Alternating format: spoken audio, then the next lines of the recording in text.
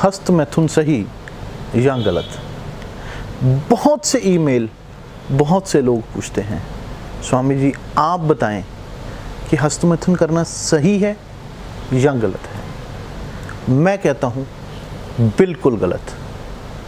वो कहते हैं कि नहीं स्वामी जी, हमने तो किताबों में पढ़ा है, मेडिकल साइंस तो ये कहती है कि जैसे ब्लड बनता है ऐसे वीर्य भी बन जाता है, बार बार बनता रहता है, इसे कितना भी निकाल लो कोई फ़र्क नहीं पड़ता, जैसे कुएं में से जितना पहले पानी निकलता है उतना ही बाद में आ जाता है, कुएं को कभी ज़िंदगी में फ़र्क नहीं पड़ता, तो जब हम वीर्य भी निकाल लेंगे तो क्या फ़र्क पड़ता है?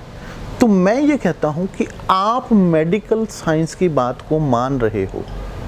मैं ये नहीं कहता कि मेडिकल जो साइंस है वो गलत है या मेडिकल साइंस जो है वो सही है या गलत है। क्वेश्चन ये नहीं है। क्वेश्चन ये है कि ये जीवनी शक्ति है जिसे आप पानी की तरह बहा रहे हो। आप मुझे ये बताओ, अगर ब्लड बार बार बन जाता है, ब्लड की तरह ब्लड 24 घंटे में पूरा हो जाता है, आप अभी 1 बोतल खून देकर आओ तो साइंस ये कहती है कि 24 घंटे के अंदर वो फिर से ब्लड बन जाता है। लेकिन क्या उस ब्लड में उतनी ग्रेविटी, उतना हीमोग्लोबिन, उतनी शक्ति, उतनी स्ट्रेंथ, उतने वाइट ब्लड सेल, उतनी स्ट्रेंथ रहेगी उस खून के अंदर जितनी आपने जब ब्लड नहीं दिया था उसके बाद जो 24 घंटे में आपका ब्लड बना, क्योंकि उसके अंदर पानी मिक्स हो गया? तो क्या उतनी स्ट्रेंथ आ सकती है?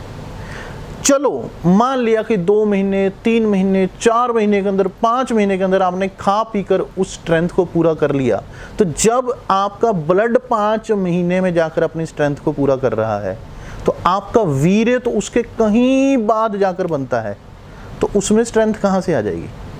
आपको पता है बच्चा किससे पैदा होता है? वीर्य से ही तो होता है ना। वीर्य क्या है? बीज।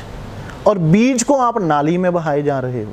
तो आप मुझे बताइए, क्या ये सही है इस जीवनी शक्ति को, इस ताकत को, आपकी पूरी बॉडी के निचोड़ को, पूरी शक्ति को, जब कोई व्यक्ति हस्तमैथुन करता है तो आपने देखा होगा कि उसके पीछे से उसका शरीर तक खिंच जाता है, एकदम से उसकी जान बाहर आ जाती है।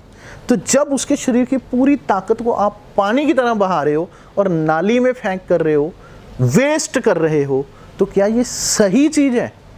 कौन कहता है ये सही चीज़ है?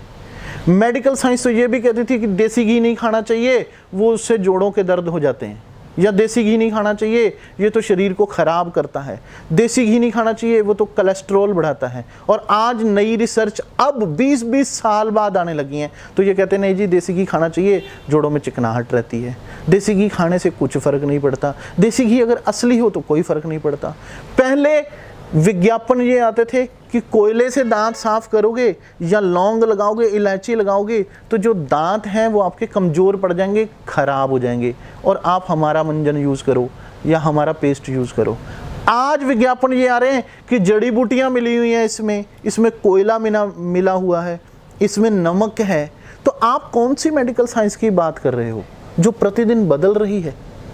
जब आज आपने गड़बड़ कर ली और आज को 20 साल बाद अगर कोई रिसर्च आ गई और उसने कहा नहीं जी हस्तमैथुन तो गड़बड़ करता है, नुकसान करता है, तब आप क्या करोगे? क्योंकि रोज मेडिकल जर्नल सब छप रहे हैं, रोज इन पर रिसर्च होती है, रोज कुछ ना कुछ बदलता है। विज्ञान का मतलब है जो स्थिर, ऐसा नहीं है कि बस एक बार कर दिया तो शाश्वत सत्य हो गया। ये अब तक हमें ये इसके बारे में जानकारी हुई है, आगे जाकर और प्रॉब्लम भी आ सकती हैं, आगे जाके ये चीज़ें बदल भी सकती हैं। जब नई इंप्रूवमेंट आए तो नया जर्नल छाप देंगे, नई चीज़ें आए तो नई चीज़ें बता दी जाएंगी। तब आप क्या करोगे? तब पछताने से क्या होगा? जब चिड़िया खेत चुग जाएगी फिर क्या करोगे? इसलिए मैं ये कहता हूँ बिल्कुल गलत। आयुर्वेद के ग्रंथों में लिखा गया है कि आप अपनी शक्ति को संजो कर रखें, जिस चीज़ के लिए जो चीज़ बनी है उसे वहीं इस्तेमाल करें। आप खाली फायर करे जाओगे तो आपकी गोलियां कम होंगी ना। आप जिस चीज़ से एक बच्चे को पैदा कर सकते हैं, जब आपके अंदर जवानी पूरी रहेगी, जब आपके वीर्य में जोश पूरा रहेगा, तो ही आपके चेहरे पर ओज, रौनक, खूबसूरती, गाल लाल, चेहरा खूबसूरत, चमक चेहरे के ऊपर, रौनक रहेगी। दूसरा, अगर आपके शरीर में पूरा दम है तो आपका बच्चा इतना शरारती होगा, इतना दमदार होगा, बच्चा किसी के काबू नहीं आएगा। और अगर आप ही फुस हो गए तो बच्चा कैसा पैदा होगा? और बच्चा पैदा किससे होना है? आपके वीर्य से। आपका वीर्य कमजोर है तो मुझे ये बताओ, क्या बच्चा दमदार पैदा होगा? तो अपनी एक आइडियोलॉजी भी लगानी चाहिए, एक लॉजिक भी लगाना चाहिए। ये नहीं किताब में ये लिखा है, हर किताब में हर चीज जो लिखी हुई है वो सही है, वो किताब जिसने लिखी है वो सही है, उसकी क्या गारंटी है? आपका अपना बुद्धि, अपना दिमाग काम नहीं करता क्या? देसी घी पहले कहते थे गलत है, आज कहते हैं सही है। जड़ी बूटियां पहले गलत थी, आज सही है। पहले आयुर्वेद को बकवास कहते थे, आज आयुर्वेद को ही अपना बाप मान लिया, आज कहते हैं आयुर्वेद ही सबसे सही है। तो आप ही अपना मस्तिष्क इस्तेमाल करो, आप अपनी सूझबूझ, अपनी अकल लगाओ। क्या मैं आपके ऊपर छोड़ता हूँ, आप बताएं क्या ये सही है? आपको लगता है कि अपने शरीर की ताकत को ऐसे बहाना सही है?